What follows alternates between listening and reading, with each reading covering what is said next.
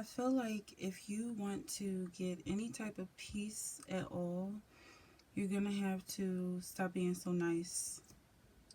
You're so nice.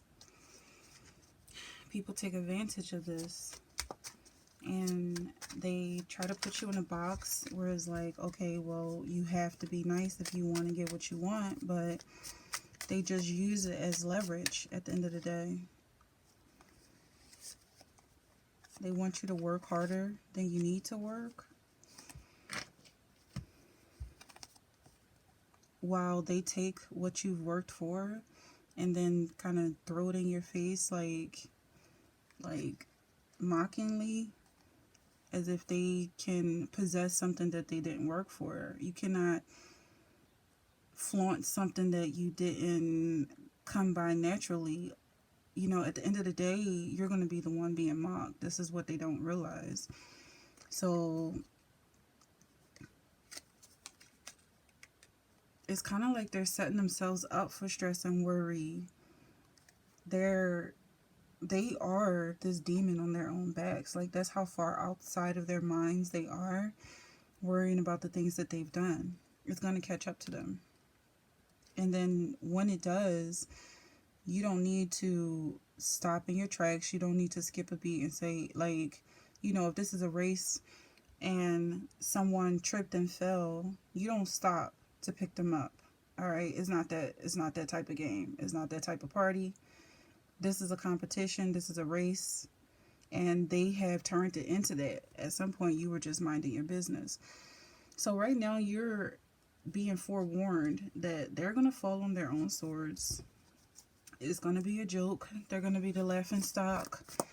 Everybody around them is going to get their joy out of criticizing them, analyzing their flaws. So times are changing. You're in a different position. You're not the one being mocked at this point. And I feel like you're kind of looking ahead, like, I don't want to be that person who, teases somebody or gets joy out of someone else's pain, but it's just part of the process. Like, it is funny. It's hilarious because they did this to themselves. They put themselves in a chaotic situation because they understood how powerful the mind is, and they did this in a selfish, cruel, intentional way because they didn't want to give that joy to anyone else. So they said, well, I'm going to cause myself pain so that other people can be in pain when they, read my mind or read my aura. That's how much of a nasty spirit they possess. So you knowing that your spirit matters, your energy matters so much to the people around you means that you want to be the best.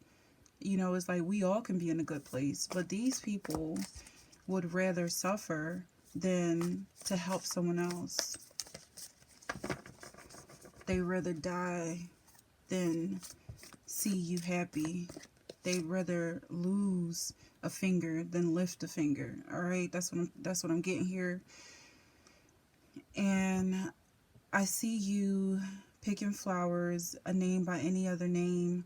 You are beautiful. You smell good. You put out an aura that people want to gravitate towards, and it's already in your nature to be this way. So you're surrounded by snakes. What is mostly attracted to you is an ugly thing, and the reason why they are attracted to you is because they want to steal your beauty. They want to make you as ugly as they are. So an attractive thing is not going to mirror something. It's going to be who it is. Okay, so mirrors don't reflect each other. Mirrors reflect the thing standing in front of it. You're not a mirror. The things around you acting like they're your best friends, when you can sense and pick up that they don't have the best intentions for you, are the mirror. And they want you to lose yourself within them. Like, They want you to be what they're doing, reflect nothing, the nothingness inside them, kind of be like an infinity mirror, is cruel and wicked. So I'm feeling like you are getting the most out of this season. And they have been following you around season after season, home after relocation is a spirit. I mean, you could pack up and leave and fly to another country and they would be right there, okay, waiting for you to move in, watching you unpack, the same exact type of spirit. And even in your mind, in your highest level, I feel like you still have a fight. Even in heaven, you're being kicked out. Like, this is my place now. So you're going to rest and relax, and it's a brand new feeling for you to really live in your own space, the space that you built, and you remember building this space for yourself that no one else is welcome to destroy. You're completely balanced. Your spirit is balanced. Your mind is balanced. You're very clear. So it's like nobody can just walk up to you and jump on board. It's not that type of ride. All right, they didn't pay for this ticket. This is you looking over all the work that you did. Like, I don't know if they were sitting around watching you build one brick after the next, and then suddenly they think that, nothing's going to change now that the house is built. Like, they don't have walls. They just live out in the open space. This is how demons roll. They don't have boundaries. They don't have protection. It's just anything goes, anything at all. And they really think that this world that's growing around them, evolving and changing around them, is still going to include their shenanigans. So I'm seeing you planning. You're planning some interior decorations, like you're hanging some curtains, or basically building a blueprint for your next step. And yeah, I want to say their feelings are going to get hurt, but they don't have feelings to begin with. It's like, just completely disregard what people around you have to say, what they have to think. I feel like you have a very strong and acute sense of hearing, so you probably hear the gossip going on around you, and if you're in a good place, it's going to fade out. You don't have to argue back with them in your mind, like, oh no, I didn't do that, I didn't say that, oh, that sounds dumb, like, who do you think you are? You don't need to argue in your mind against them, because they never stop. That's them drawing you in. They want to make your mind just as reprobated as theirs.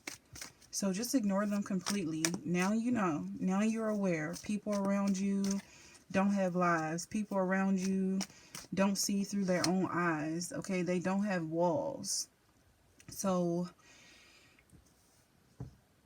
you're taking your time to really absorb what you've done for yourself. I feel like you're kind of just letting go of the reins at this point. You've controlled the situation long enough, and what you've done is prevented them from hurting themselves. And now when they fall into this ditch, be mindful. Yes, it's funny. It is. It's hilarious because they set this trap up for themselves.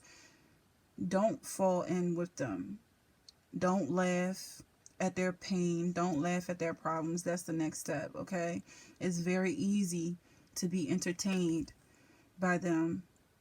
It's very easy to feed off of their negativity. But I'm telling you now, they're going to catch on, and they're going to start to try and entertain you in this way. And all they want to do is suck you in, no matter what. So if you're feeding off of their negativity, they're going to find some way to be negative.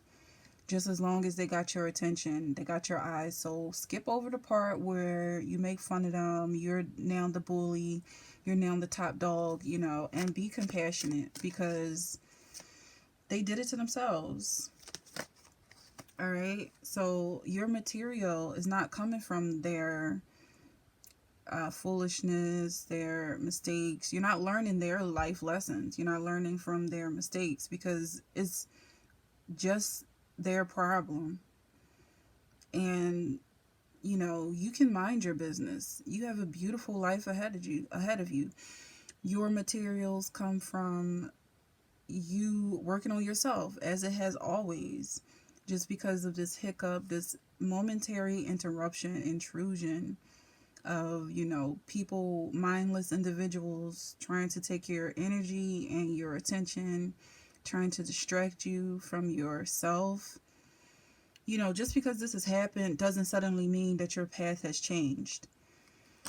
So let them fall in their ditch and you keep right on keeping.